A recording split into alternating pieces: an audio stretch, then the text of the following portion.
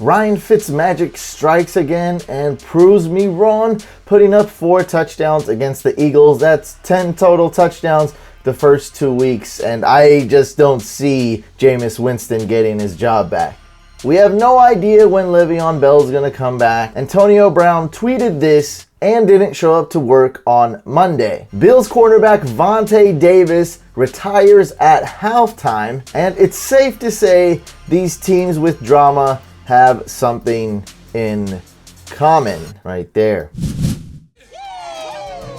What's going on, fantasy football fans? I'm your host, Hussein the Brain, and you're watching The Couch. These are my Week 3 waiver wire pickups. This video is sponsored by Pro Football Focus. They watch every play of every player. Their grades are awesome. I personally love the wide receiver cornerback matchup chart. I love looking at their weekly matchups. And now they have PFF Fantasy, which is a trustworthy source. I would not promote these guys if I didn't trust them, if they weren't so well respected. Make sure to get PFF Edge today. Get full access for PFF's player projections, fantasy draft resources, matchup charts, and of course, their award-winning fantasy content. Use promo code MVP20 to save 20% on your subscription. And if you're into high stakes and NFL lines like I am, you can also get PFF Elite.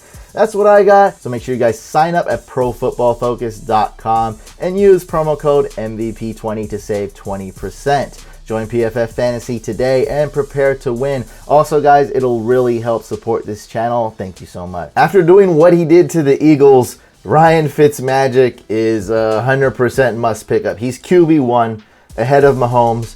Add him in your league. I don't see Winston getting the job back, although he might. I just don't see any realistic scenario where that happens. Andy Dalton has proven to be a decent quarterback. I think he's a really, really good QB2 on your team. Don't fully trust him just yet to be a QB1. The Jaguars are proven that they don't need any help at the wide receiver position. Blake Bortles has tremendously improved ever since he was coined the garbage time king back in 2015. I don't know, maybe I coined him that. I don't know if anyone else was calling him that, but I was. He's no longer the garbage time king. He's a solid quarterback. They also have Dante Moncrief, so I think he'll be good. He's a good QB2 to pick up on waivers. Moving on, I have to put Aaron Jones back on this list because only maybe a 2%, 3% boost as far as more people adding him off waivers and free agency. So he's still owned in over a third of leagues. He's a must add. Any running back that has the potential to be the workhorse for an offense like the Packers, you have to add him. There's not a lot of workhorse running backs out there, guys, especially this year. Not a whole lot of rushing yards, period, in the NFL. Number 2, Marlon Mack. I'd have to say that I was a little bit wrong about Marlon Mack. I don't think he sucks anymore. I'm changing my mind about him. With that being said, though, I wasn't totally off. I think we've seen a little bit of a committee here. Wilkins did just about as much as Marlon Mack. And Nyheim Hines, we see him having a role kind of like Darren Sproles, which I thought. Now, I do see Marlon Mack getting more carries. This was his first game back off a significant injury, so he will get more carries, but I don't see Wilkins being completely phased out. Nyheim Hines, I see him having a role maybe like Duke Johnson, Darren Sproles, Chris Thompson, that type of role, pass catching back, change of pace back. I think he's really talented, but he is pretty small. Marlon Mack should be starting running back, deserves to be added. And last week, thank you for the comments, I did leave out Buck Allen, Javarius Allen. He is a must pick up in just about every league, and he's still not owned. He's like owned in 20% of leagues. That's severely low, especially with Kenneth Dixon's injury. Number 4, Gio Bernard. He's going to be a great short-term add. So as far as the short-term goes, he's one of the top running backs. But Joe Mixon is slated to miss around 2 to 4 weeks. So he'll be back pretty soon. And if he's healthy, ready to go, Joe Mixon will remain the workhorse for the Bengals.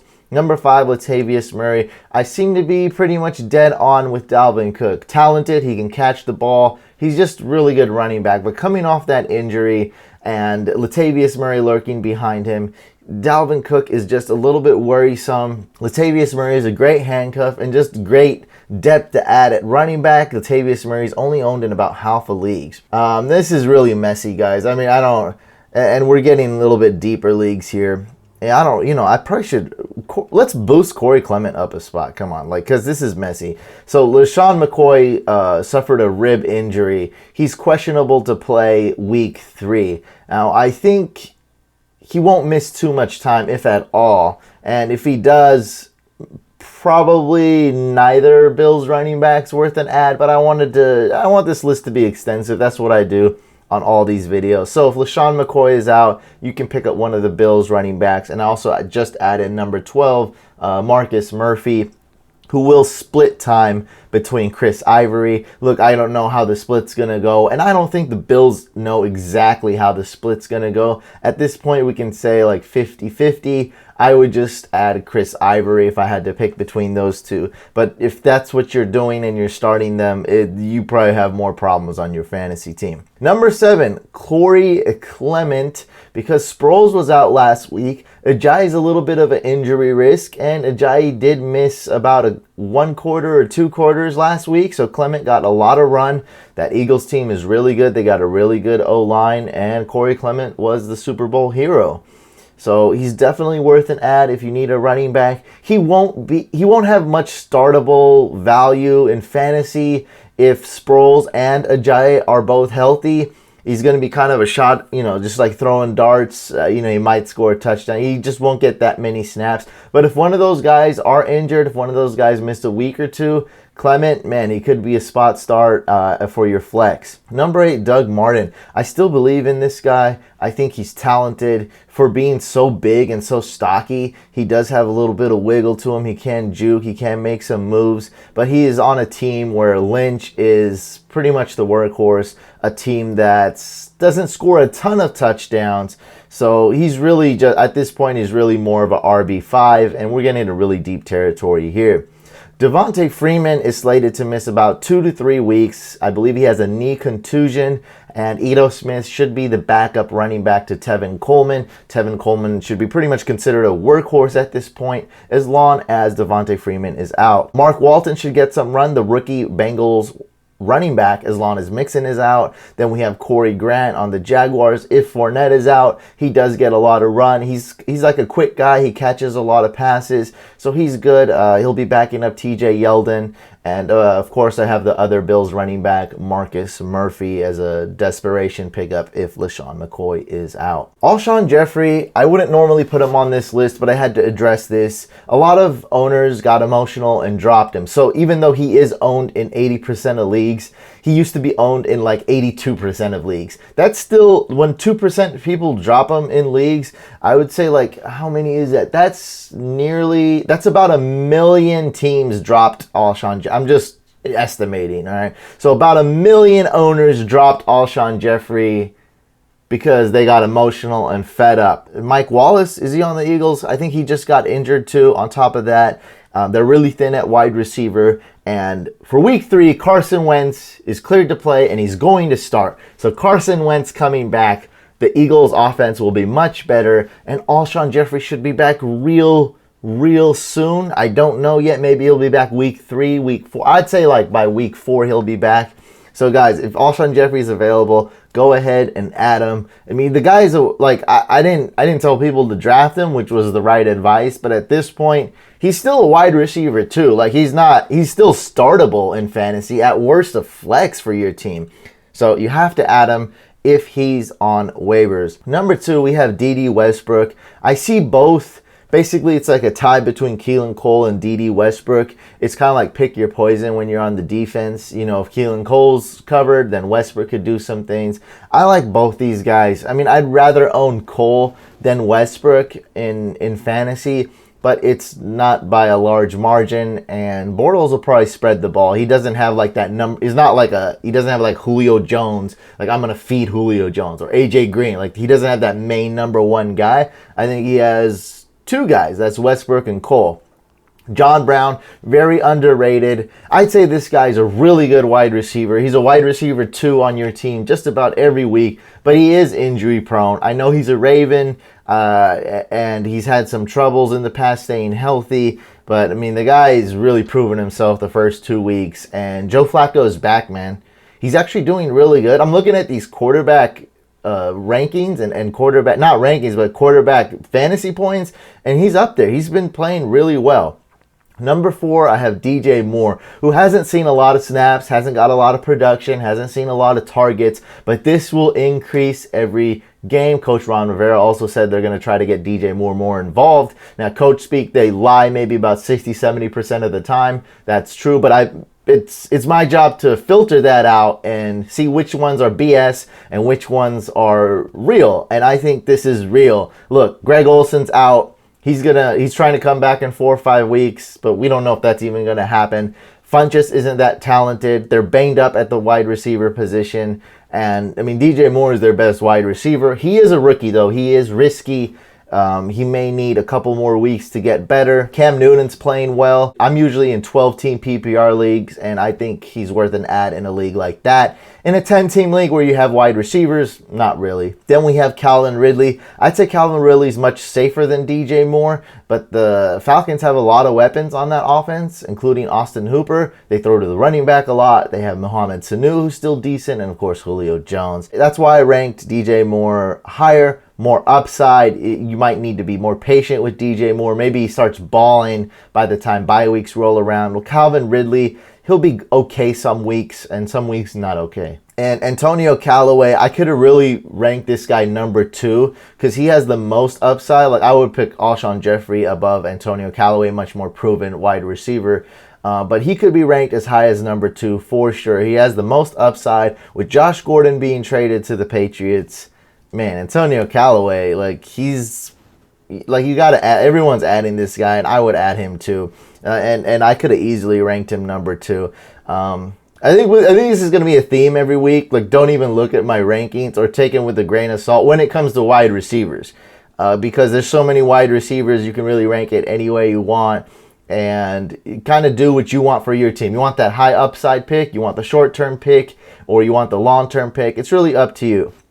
Then we have Ted Ginn, and I could have ranked him way higher too, but I see other wide receivers coming up for the Saints later on in the season, or at least see the realistic potential of that happening. The rookie wide receiver there, and also Cameron Meredith hasn't played much, hasn't played at all, so Cameron Meredith may see some run later on in the season. Tyler Boyd has proven to be a trustworthy target for Andy Dalton. I like him. Not a ton of upside, but still a good wide receiver. Then we have Christian Kirk. They don't have a lot of people to catch the ball in Arizona. Willie Snead for the Ravens. He's usually left with the worst cornerback. Sees a lot of crappy coverage on opposing teams and is left open. Terrell Pryor, I don't know how you made it on this list, but man, he's been getting a lot of targets from Sam Darnold. And it's a little bit weird, but I have to put him on this list. I see this number, but for now, Enunwa is really the only wide receiver I'd be comfortable starting. We also have another Panthers wide receiver, Torrey Smith, and I just added James Washington because I don't know what the heck's going on with the Steelers, don't know what the heck's going on with Antonio Brown. Tight end woes continue. A lot of teams don't know who to add. I think Eric Ebron's a must-add. O.J. Howard has a lot of upside. I haven't seen Cameron Brate do anything this year, which is surprising to me. And O.J. Howard's done a couple things with Ryan Fitzmagic playing. With Ryan Fitzmagic at the helm, go get O.J. Howard. I was basically wrong about this guy. I didn't see him doing good this year. I didn't see the Bucs having a great pass offense. And I saw Cameron Brate eating up some of the production, but Cameron Brate hasn't done anything. Austin Hooper is turning into a real pass-catching tight end. Not saying he's elite or anything, but a high-end tight end too? Hey, probably. Then we have Benjamin Watson, the 37-year-old Hayden Hurst. I see this guy being the starting tight end. I really think Joe Flacco is going to love him coming back, but he is injured. He's not going to play week 3, I believe, so maybe he'll come back week 4. That seems like a good timetable, maybe 5 at most. I don't know, but I'm just saying, if you have an IR spot, add him, put him on IR. That's hoarding an extra player. That's good. You never know what's going to happen in fantasy. Maybe your tight end gets hurt. You never know. So adding Hayden Hurst would be a good idea. They use 3 tight ends Boyle, I don't know the other guy's names, to be honest, Andrews or something, and they just haven't really been that good. It's like you want to combine all three of those Ravens tight ends who've played into one tight end. I think Hayden Hurst is going to be that guy. We don't know, but he's worth a risk with all the tight end worries going on. I'm talking to you, Delaney Walker owners and Greg Olsen owners. Ricky Seals-Jones, I really like him, but that team, the Cardinals team, just might be worse than the Bills. Like, this might be the worst two teams. We have the Bills and Cardinals, and they're definitely the bottom two teams, and Ricky Seals-Jones is on this team. I'm not a big believer in Josh Rosen, but if you have a Cardinals player on your team, maybe you're hoping Josh Rosen starts because something might happen. Yeah, that's all we want is something. And Greg Olsen, he's saying he's hoping for a 4 to 5 week return. That to me means nothing except that there's a chance he returns. A lot of people suspected week 2 or whenever he got injured, week 1 got injured, that was the last game Greg Olsen would play. Maybe that's still true, but this at least is a little bit hopeful. It really doesn't mean anything. It's not concrete, but if you're in a deep league and Greg Olsen's on waivers, maybe you add him, maybe you stash him. Also, you should be able to add him in the IR spot if your leagues have an IR spot. Austin Seferian-Jenkins, not very talented, but he can catch the ball, kinda. He's a tight end. Vance McDonald, sneaky tight end to add.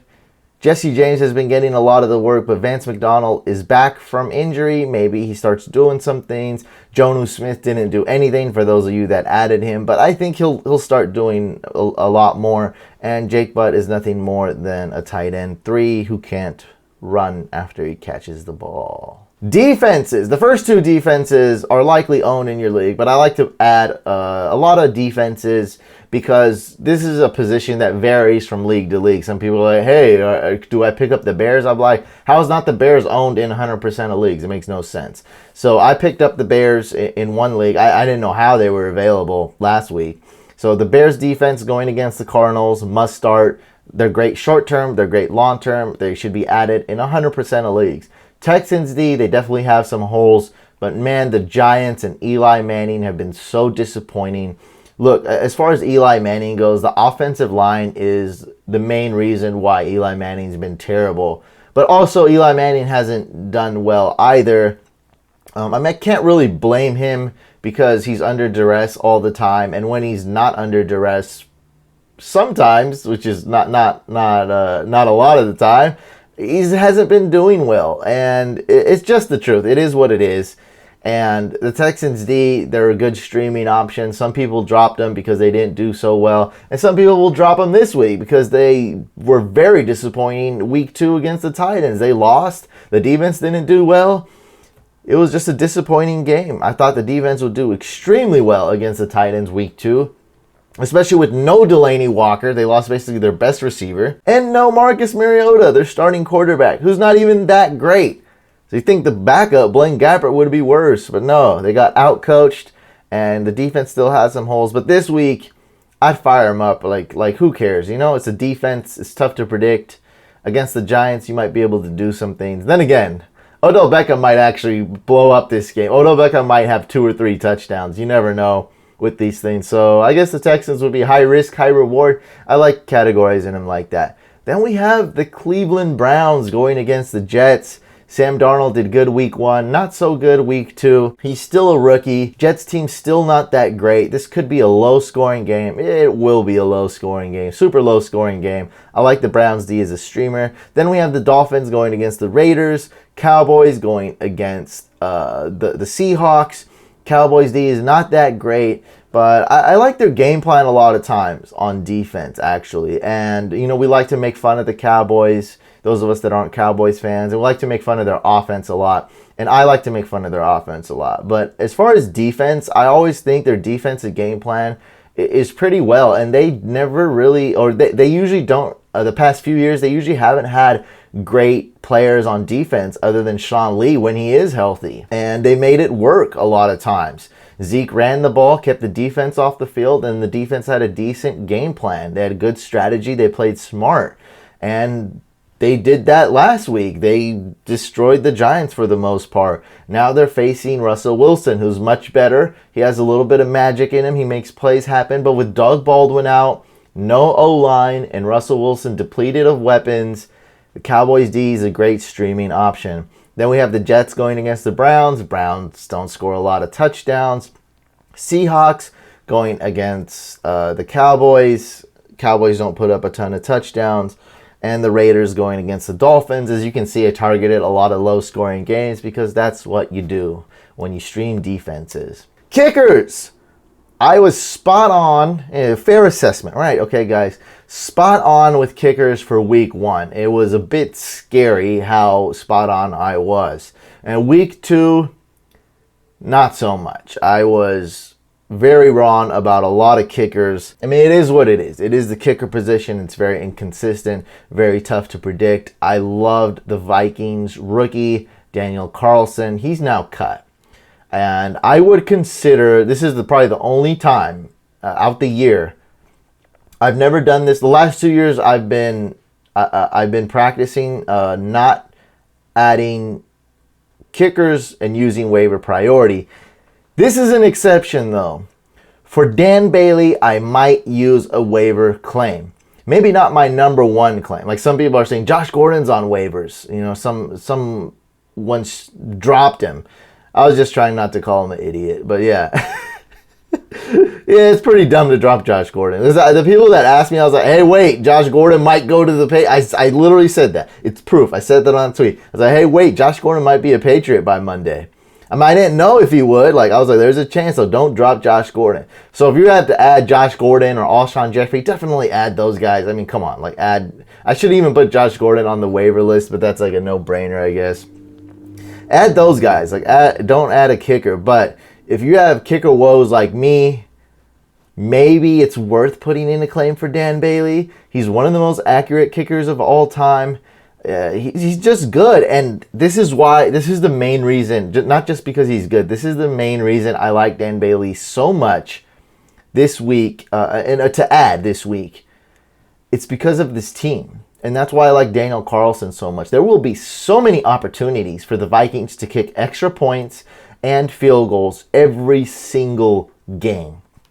I love Dan Bailey. He's number 1, and he's by far the best kicker to add. Like, all these other guys are whatever. Dan Bailey needs to be added in every single league if you guys have kickers.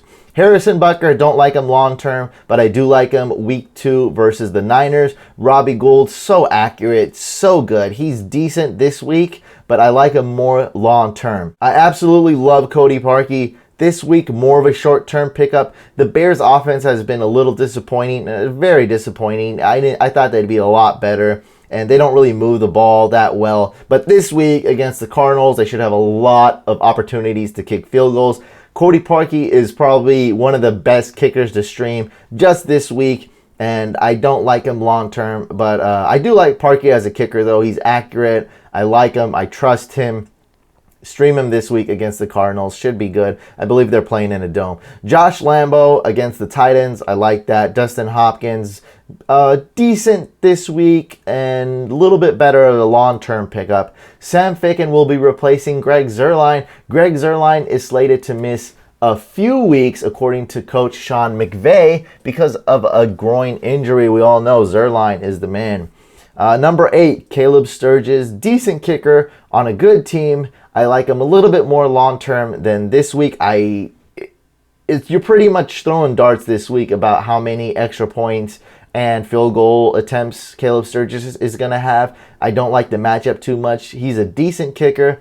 I do like him long-term. He's on a good team. And when Bosa comes back, I think he'll have more opportunities to kick field goals because Bosa will wreak havoc. They'll get the ball, shorter yardage, good position, good field position, kick some field goals, kick some extra points. My best-selling book, How to Play Fantasy Football by Hussein Aksu, is available on Amazon, digital version, and now in print. Follow the link below if you want the digital version for $10 or a print copy for $20. What's cool is that if you're in the US, it's going to be free shipping, and I will sign your print copy. just let me know what's up. You can hit me on social media if you want it. You have any questions, you know, you can pay me directly on social media, however you guys want it, or just follow the link below. Credit card, PayPal, Venmo, whatever, man. I'm just trying to get you this book. Bestseller, guys. Thanks to you guys. Thanks to all the support. Make sure you guys follow the link below. Go to PFF, ProFootballFocus.com, and use promo code MVP20 to get 20% off. It also really helps support the channel. I wish you guys good luck this week. If you haven't already, subscribe to the YouTube channel by hitting this couch icon to the side of me over here. Thumbs up if you like this video. Thumbs down if you didn't like it. And I'll see you on the next video / live stream.